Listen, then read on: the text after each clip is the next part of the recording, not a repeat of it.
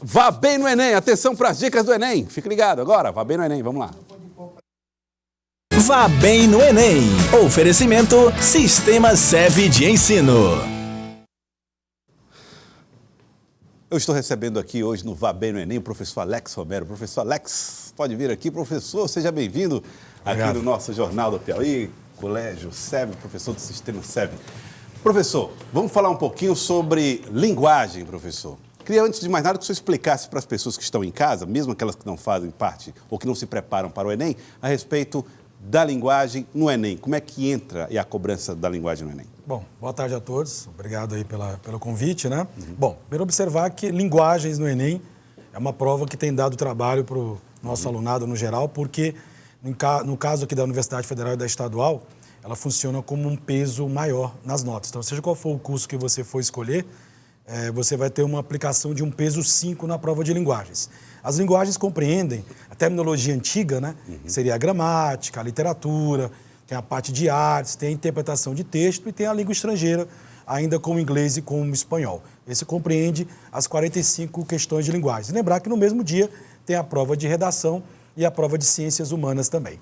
Tá, nós separamos aqui linguagens no Enem, aqui são alguns dos tópicos que são cobrados, vamos dizer assim, né, na prova de linguagens. Queria que o senhor falasse sobre cada um deles, professor. Bom, a prova de artes, os períodos artísticos da pré-história até os dias de hoje, a arte contemporânea, normalmente são as questões um pouquinho mais difíceis, porque você tem que analisar não só imagens, mas também compreender o contexto histórico, conhecer um pouco da estética da escola que o artista faz parte. O mesmo raciocínio vale para a literatura. E aí chamar a atenção.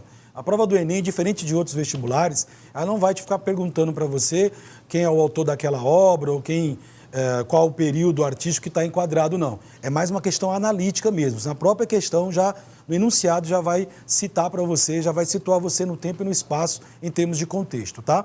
Espanhol e o inglês, a língua estrangeira, observar, usam muito letras de música, usam matérias jornalísticas para trabalhar aspectos culturais relativos aos dois idiomas. Gramaticais entram?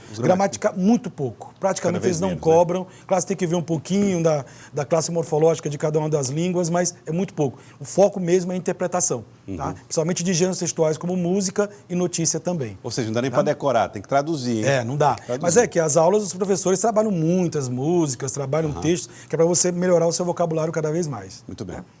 Educação física é uma novidade. Nós não tínhamos no vestibular tradicional questões teóricas de educação física. Praticamente nossa educação física era jogar bola, jogar vôlei, era prática, né? E tem a parte teórica, que se entende que o corpo também é uma forma de linguagem. Pelo corpo também a gente comunica. Eu estou gesticulando aqui, né? Então, a expressão facial, os gestos, as danças folclóricas, que o Enem cobra bastante, aí para você conhecer um pouco sobre as principais danças folclóricas brasileiras. A linguagem não verbal, portanto. A linguagem não verbal, que também é uma forma de comunicação muito eficiente, né? E lembrar que na educação física também, eles cobram a relação entre corpo, saúde. Lembrar do trabalho do educador físico, que a meta é trabalhar não só a saúde corporal, mas a saúde mental também. Então, isso também é abordado em forma de textos, de vários gêneros que eles vão colocar na prova sobre esse assunto. Bom, vamos lá, próxima. Então, tem inglês, que o senhor já falou, né? Comentei. Língua portuguesa. A língua portuguesa é a que nós chamávamos, né? A gramática em si. E aí tem uma diferença grande. O Enem não vai cobrar, por exemplo, você não vai ter uma questão perguntando numa frase isolada sobre objeto direto, complemento nominal. As questões são mais na área de linguística, né? Ou seja, interpretar.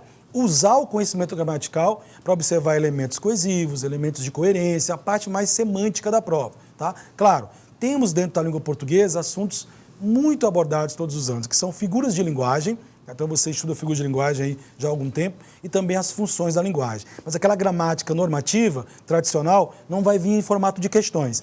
Mas é muito importante você estar atento à gramática por causa da redação. Lá é um componente importante que são 200 pontos preciosíssimos aí para você usar lá na sua prova de redação. Tá? Bom, tem tecnologia da informação, tá lá? Essa também é uma novidade, não era comum nos vestibulares tradicionais. Nós estamos mergulhados nas tecnologias, né? São tecnologias digitais da informação e da comunicação, um termo que até aparece agora na Base Nacional Comum Curricular, TEDIC. Durante nossa forma de comunicação, a gente usa o e-mail, a gente usa o WhatsApp, então a gente está toda hora utilizando-se de elementos da área de digital, digamos assim. Você veja, a moda agora é você gravar os podcasts. Sim. Né? Então, é um elemento que está no nosso cotidiano. Como a prova tem essa proposta de, na área de linguagens, ser a mais atual possível, vai cobrar do aluno esse conhecimento aí sobre as principais formas digitais de comunicação. Tá bom. Eu fiz aqui, nós preparamos também aqui mais informações. O que estudar no Enem para a gente reforçar bem o que disse aqui o professor Alex Romero. Interpretação de texto, isso aqui é fundamental, mas a gramática também não foi esquecida, né, professor? Não, é só cobrado de uma forma diferente, né? A gramática, o modelo de questão é um pouco diferente do tradicional, como eu disse, não vão ser cobradas questões, a gente chama de secas, ou seja, de cobrar em cima de uma frase ou de um verso, objeto direto, não isso. Mas a progressão temática do texto, os elementos coesivos do texto, a parte semântica que é mais cobrada. No entanto, vale sempre lembrar, a gramática normativa você tem que conhecer bem para que o seu texto de redação seja bem produzido e você não perca pontos preciosos lá na prova, que o 1000 não é fácil, né? Tem que ser quase perfeito para atingir lá o 1000. O 1000. Tá? Bom, aí temos figura de linguagem. Temos... Acabei de citar a figura de linguagem, é um assunto recorrente. Todo ano, figuras e funções da linguagem, todas as provas do Enem, desde 2009 até 2018, sempre tiveram presente na prova. Lembrar que são muitas figuras, e aí você vai exercitando, vai vendo, estudando a figura, mas resolvendo questões. Porque eles vão cobrar figuras e funções em cima de textos. Vão pegar um poema, podem pegar uma propaganda para você observar uma figura de linguagem, uma ironia, uma metáfora. Então tem que ser praticando. E aí já linka com interpretação de texto. Que não tem mágica, é você treinar. É ler muito e fazer muito treinamento de interpretação de texto. Você tem que estar lendo a todo momento.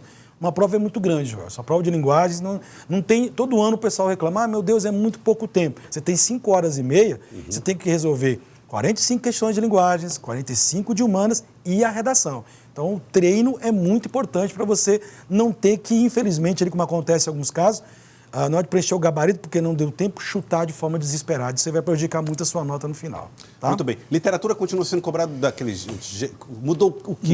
Mudou porque nós tínhamos nos vestibulares tradicionais, era muita preocupação de cobrar qual era o estilo literário do autor, ou saber se o autor da obra é fulano de tal. Isso não, na questão já vem citando, é mais a capacidade do aluno de interpretar o texto. Então, por exemplo, claro que eu preciso estudar o Machado de Assis, eu tenho que conhecer as principais características do Machado de Assis, tenho que saber que ele é um realista, mas eu vou observar as características no texto que vai ser colocado na prova.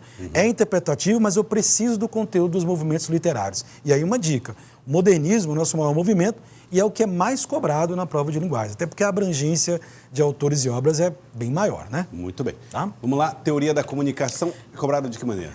São os elementos de comunicação e as funções da linguagem, né? Que, se for no meio digital, é tecnologia da comunicação, mas no normal é você observar os elementos comuns que você usa para comunicar-se no cotidiano. Então, a questão do emissor, do receptor, e aí uma dica, tá? Quando eles colocam as propagandas, por exemplo, as propagandas de governo, então você tem aí uma campanha como Setembro Amarelo, uma campanha como Novembro Azul, é uma forma de comunicação, é um gênero textual. Então, observar, por exemplo, as características pertinentes a cada uma dessas funções da linguagem. No caso da propaganda, a questão do verbo no imperativo e os elementos verbais e não verbais que ajudam você a compreender melhor a mensagem. Professor Alex, muito obrigado pela participação. Oportunidade.